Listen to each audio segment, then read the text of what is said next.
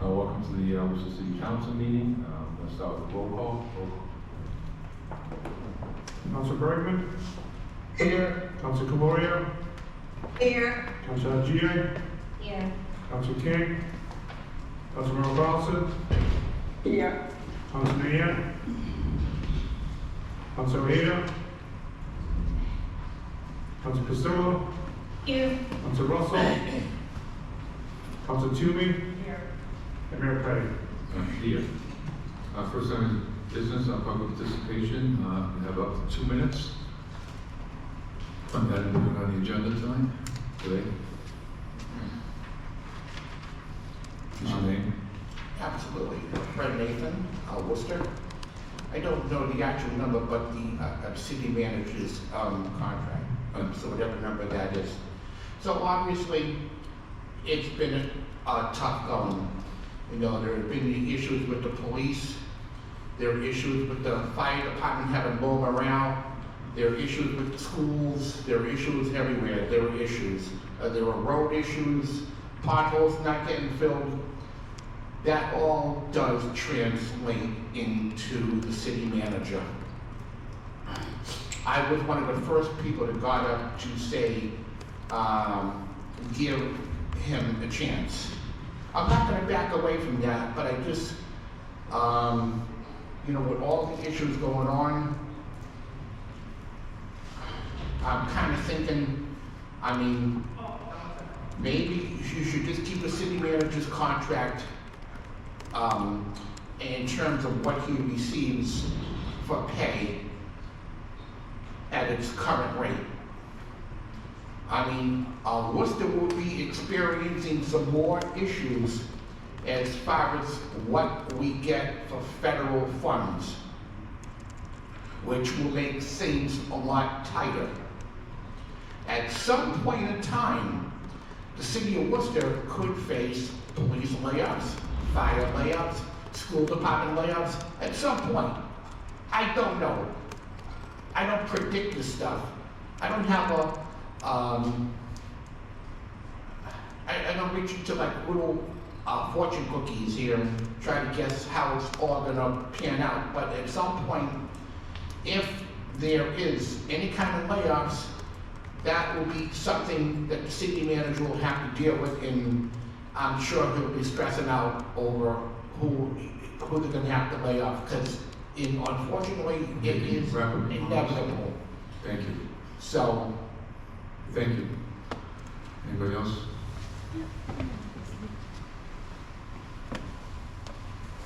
My name is Fiona Jatan Singh from 37 County Street, Worcester, Massachusetts. I would just like to speak on, for the city manager. I've been trying to have meetings with them for over a couple of years now. I did get to have one meeting when I pulled papers to run for office, but the issue that I was trying to speak to him about was the lack of sidewalk for Sunderland Road. It's my understanding that the city councilors had an order that all the sidewalks should be existing around the schools where people have to walk for the 2 miles where students are required to walk. And it came to my understanding recently that Mr. Russell had been saying at the neighborhood association meeting that he made sure the city had acquired some land to build this parking lot, and they're supposed to be constructing a sidewalk with the parking lot there.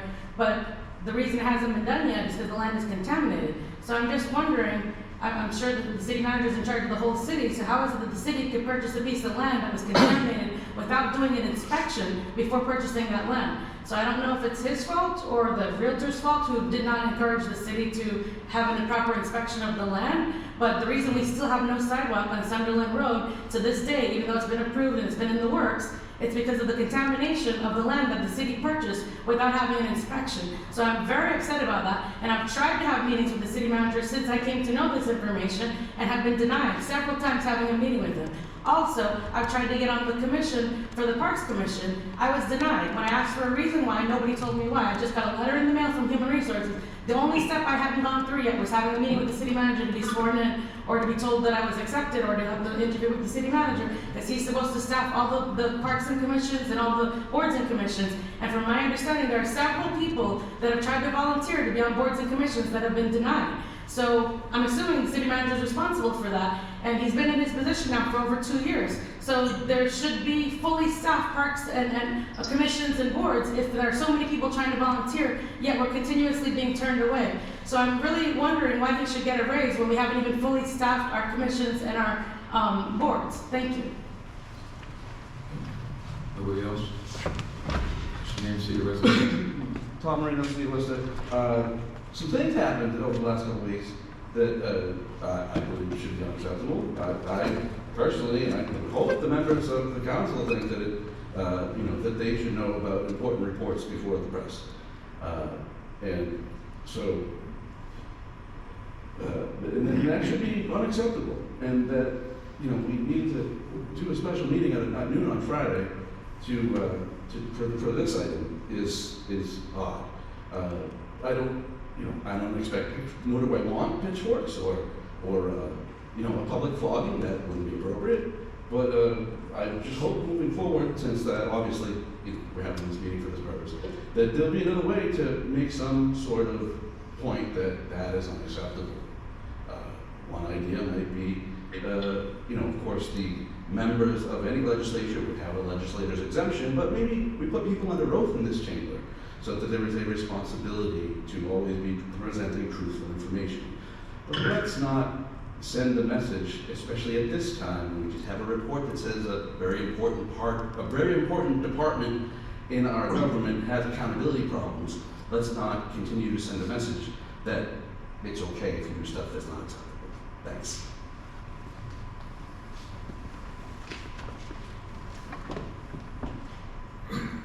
David Webb, City of Worcester. I know Worcester likes Catholic dads, and it's great that he's representative of the Latino community, but we need a city manager who defends reproductive rights, who advocates for equity, and who doesn't play nicely with the police union when it comes to findings of systemic abuse of power. I appreciate that this is supposed to be a procedural quick meeting, but believe there's an opportunity for our representation here. I think we all know the definition of insanity is doing the same thing over and over again, expecting different results. Promoting the person trained by the last person to interim, then giving them the actual job with another raise is the Worcester way. It's not really working for the people of the city. It's possible that the city manager and I can never be on the same page. Their job is to maintain the systems running the city, while I'm advocating for some of these systems to be dismantled and rebuilt equitably. In the past few weeks, the American Civil Liberties Union and the Department of Justice have reiterated to this administration something its constituents have been saying for a long time. Our police department is problematic, the city acts unconstitutionally. Letting our solicitor go would be a great first step if it wasn't followed by a coordinated disinformation campaign and no indication of actual responsibility being taken. Our city manager understands people need to cooperate to get things done, but has not cooperated with the Human Rights Commission or many other different organizations that represent the city. He has not taken action on the problematic Parks Department. I know he inherited most of these problems from his predecessor, and all things considered, maybe he's doing a good job, but we don't know because there are not metrics or standards or goals or anything to determine that. All we have to go on is the past 2 years and his work, and I don't think Worcester is better now than it was 2 years ago, and I don't think he's held to his word. This past Wednesday, the Department of Justice explained that there's reasonable cause to believe in a pattern of practice of misconduct that violates the Constitution. This investigation into the City of Worcester and the Worcester Police Department. Not just the Worcester Police Department, the City of Worcester and the Worcester Police Department. The pattern of practices of unlawful conduct compromises Worcester's ability to provide public safety services. Worcester doesn't have the ability to provide public safety services constitutionally or effectively according to the Department of Justice. A well-managed city is one that is designed to be responsive to the natural environment, has a desirable public realm, and supports social needs. The city is none of those. I believe less supportive and less responsive and less desirable than it was 2 years ago. He might be kind, considerate, and passionate. Comments, please. I'm almost done. He might believe some victims, he might be against violence, he might even believe in telling the truth. But we need to center impact, not intent. I originally got involved in Worcester politics after watching him defend Justice Alito crisis pregnancy centers. Time is up, please. We need someone who's a man of their word and actually gets work done. Thank you.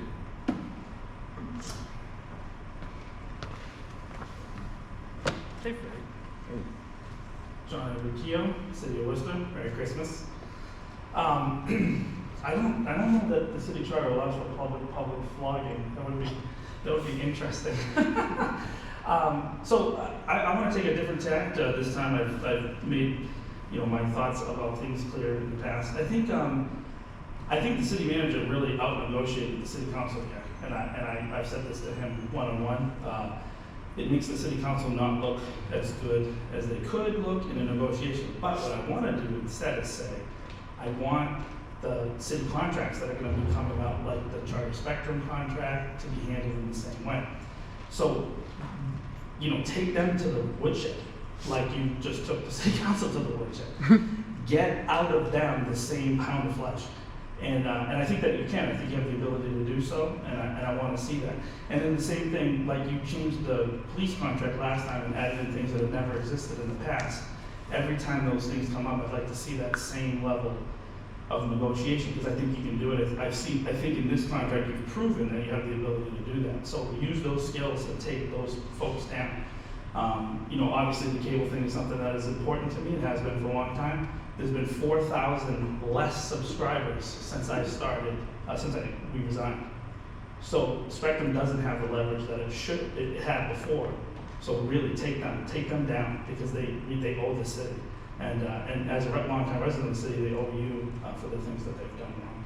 So just use that negotiation power to take people down. I think this is a formality, so it's just gonna go through. You already voted on the contract. This is just about the salary ordinance.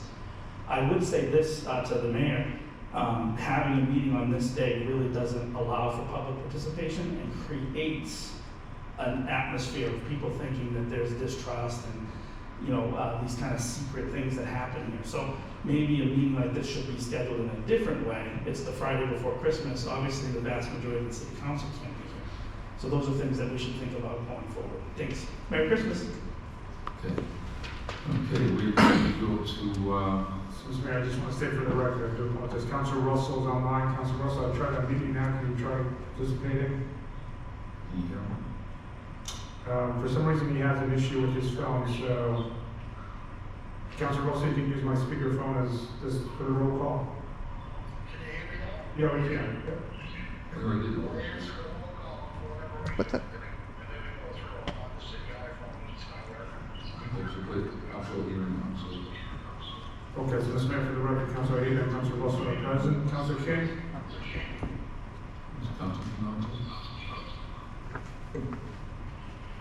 Councilor King's on as well. Okay, so we have two items that we need. One is the contract has already been approved by the council. So the purpose of today's meeting is to authorize me to sign that contract. And the second is the ordinance itself for the pay. And so we'll take those in this, two motions.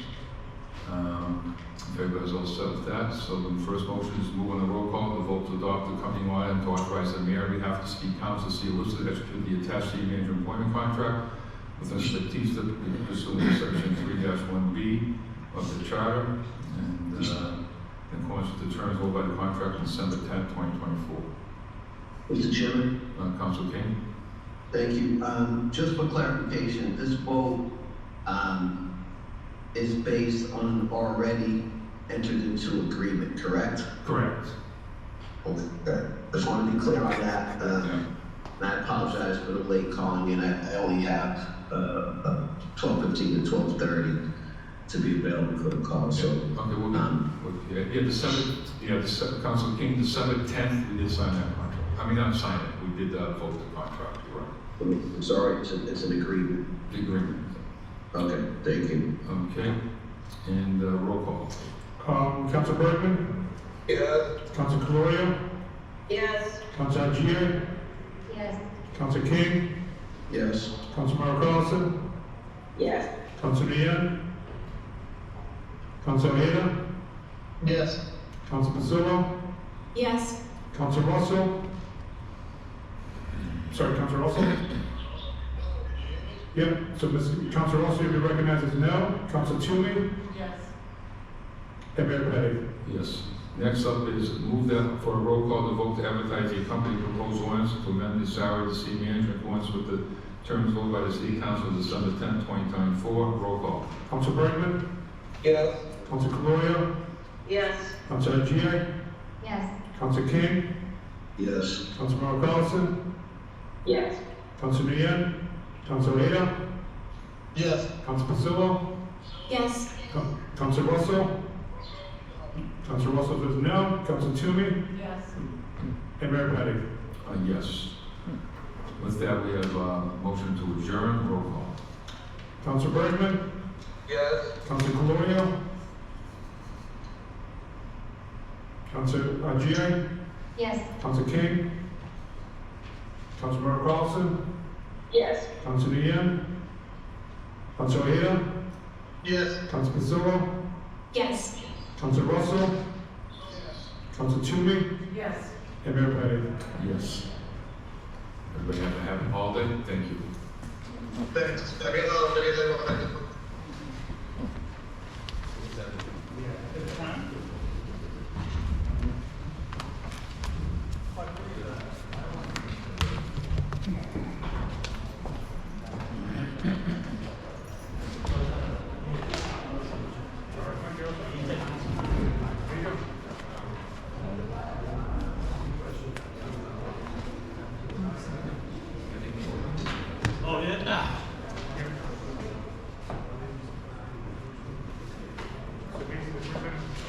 Good guy, Russell. Right? Like, Russell just earned my vote, unfortunately. I need to talk to Fiona because, like, oh fuck, I should turn this off.